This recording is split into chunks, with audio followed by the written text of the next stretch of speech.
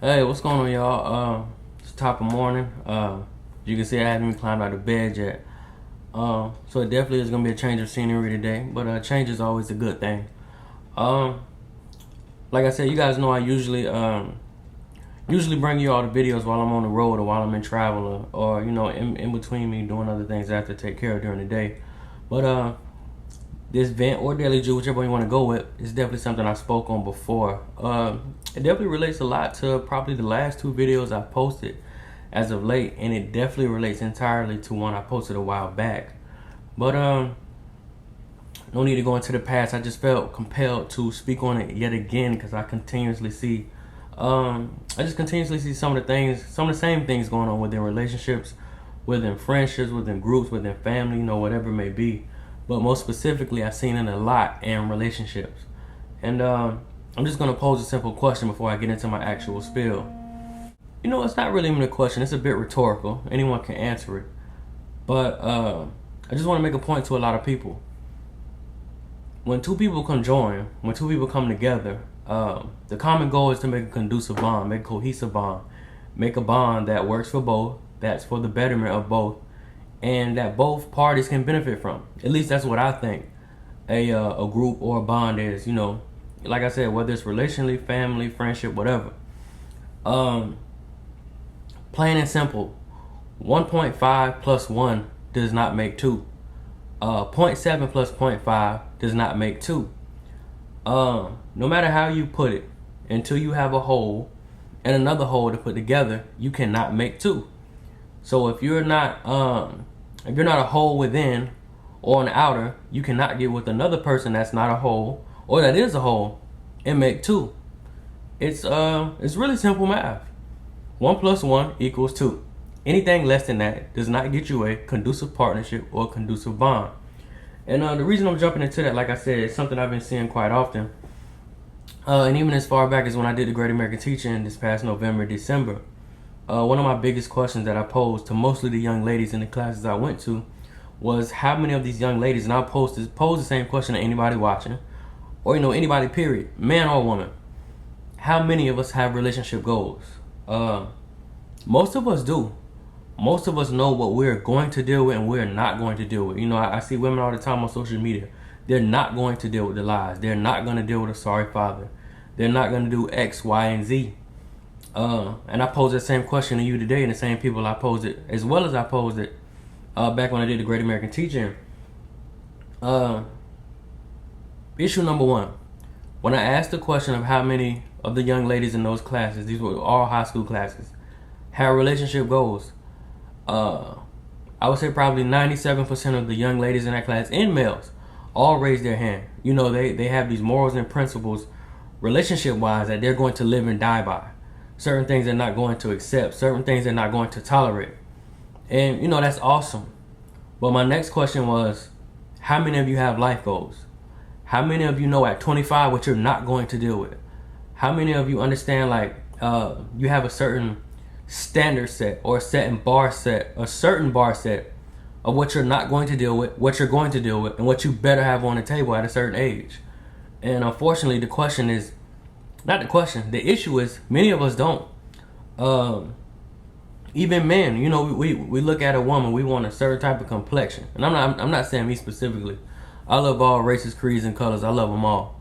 But a lot of us know what kind of hair we want the woman to have. Just me personally, I love blonde hair.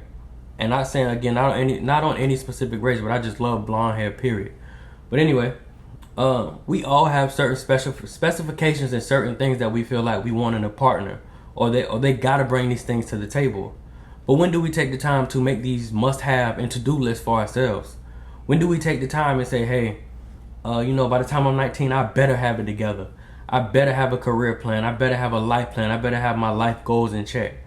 And I just say all that to say this again: 0.5 plus 1 does not make 2. You cannot make a cohesive bond with another individual if you're not whole yourself. And it goes to small things, insecurities. I know many of us. We haven't fully loved ourselves.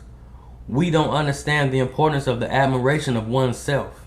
And I'm not saying to be vain. I'm not saying, to be full of yourself or cocky or arrogant. But I'm saying, how can you love another human when you haven't fully loved yourself? How can you, brainstorm and come together and try to make a cohesive unit with another individual, and you don't know your do's and don'ts? You don't know your loves and likes. You don't know the things you hate. You don't know the things you despise. You don't know what you aspire to be. You may not aspire to be anything at all. How can you be a wife when you haven't become a woman? How can you be a husband when you haven't become a man? When you haven't, when you haven't become a father, not a daddy, but a father. And that's something I see constantly. And again, that's why, like I said, I haven't even jumped into bed yet. I just felt compelled to get the camera out while it's fresh on my mind and just knock it out right away. But it's too many of us out here with where relationship goals, and we don't have life goals. We have no idea where we're headed. And a crazy thing my cousin told me, well, not even crazy, because in retrospect, it was an awesome thing.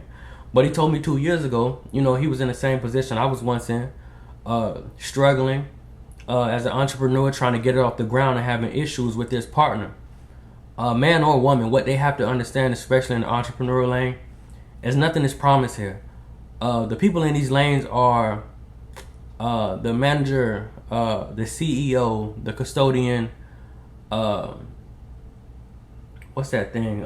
Human resources, all that. That person plays several vital roles within their own life for their own success. And even in the corporate world, you have to have an understanding partner.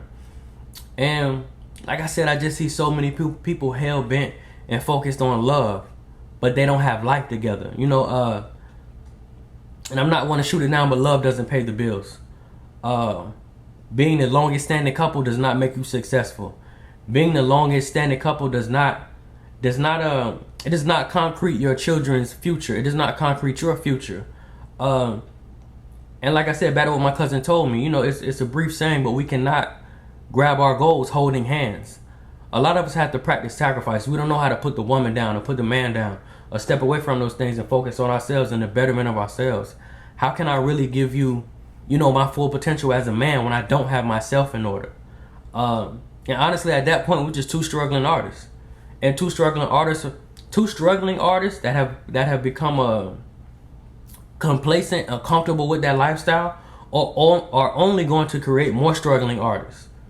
And that's just an analogy, me giving it to you, as far as somebody trying to get into the entrepreneur lane. But just simply said, it's the blind leading the blind. The blind and the blind getting together are only going to breed and create more blind individuals. And that cycle just continues on and on and on. Hence is why I know we've all seen it. We've all heard women, or you may be the woman watching this. Your mother taught you this about a man. He better do this. He better do that. He better bring this to the table. He better treat your kids like this, or all these specifications that this man better bring to the table, or he is not worthy. I've yet to hear any woman tell me or over here, period, what they better have at 20 years old, what they better be doing at 30. My mama told me I better be successful in my career path at this age. She told me I better not accept nothing less than this when I go on this workplace and when I step into this entrepreneurial lane. And and I'm not saying this to say that those people who were raised like that, they were raised by the blind. That was just an example. But I'm just here to say, you have to stop being so worried about things of the world and relationships and things like that when you're not one within. I know people right now who aren't willing to walk outside with their natural hair. They have a crooked smile, so they're scared to smile. All these insecurities, but you want to conjoin with another insecure individual and hope and pray like hell that you all can blossom to be something amazing. It just doesn't add up. How do you put bad and terrible together and say, we're going to make something good? Like I said, y'all, I don't have to go on and on with this one. A lot of us are either living this situation or been in it, or we know people doing it. I know so many women I went to school with that were in a rush to get married. They're married now, and a lot of those same women I run into, with a ton of problems. The guy's crazy, this guy actually hit me before, or he's a terrible father, or vice versa. You got to know yourself before you can know somebody else. You got to know what you love. You got to know what you don't like. You got to know what you're willing to tolerate. You got to know what you want out of this thing called life before you add dead weight, to your shoulders already, and try to reprogram what you want out of life. And like I said, y'all, it's very simple. It's the blind leading the blind. You got a lost man and a lost woman that's gonna get together and find their way. Negative and negative doesn't add up. I'm aware of what they told you in math. You know, negative times negative and this and that and blah blah blah could turn out to be a positive. This is reality. This is the real world. You got to know yourself before you know somebody else. Really, that's the moral of the story. We got to stop making relationship goals and not having life goals. We got to stop chasing behind men and women, but we're not chasing our dreams. We get together and we become more stagnant. Now we're just a stagnant, struggling couple. We got to stop being so selfish. We got to be selfless. For those of us with children especially, stop thinking about you all the time. Stop thinking about that man all the time. Think about the day you leave here. What tools, what knowledge, what visions, what plans, what plan of action are you equipping those little people with that you're bringing into this world that have nothing to do with nothing? Being selfless is a lost trait in this generation. So many people are caught up in the moment, you know, instant gratification. They're caught up in this temporary thing, not thinking about 20 years down the road, not thinking about if you left right now, what did you leave them? What kind of guidebook did you leave them? And I'm just here to tell y'all, because I know a lot of people have become so complacent and so comfortable with this. The struggle doesn't have to be part of the story. I don't know what part of the game that was taught that, you know, the struggle it's all a part of the process. I gotta totally disagree. We're not all meant to be without lights and water. We're not all meant to, you know, to live in impoverished areas and raise our kids in impoverished areas and in impoverished schools. That's a choice. And like I said, y'all, the blind have to stop leading the blind. You got to know yourself before you connect with somebody else and y'all try to know the world. 0.5 plus 1 does not make 2. I'm not going to keep y'all all day. You know, like I say all the time, y'all, time is of the essence. If you watch the whole video, you just spent 8 to 10 minutes watching me go on my spiel. Lord willing, you took something from it. But at the same time, there's somebody in the same position running the same race that you're hoping to win, y'all. So again, get up, get active. We just utilized 10 minutes. Yeah, we got 8 hours and 20 minutes left in today's cycle. Let's make it one that counts. Let's lay that brick. Let's find ourselves before we find ourselves trying to find other people. I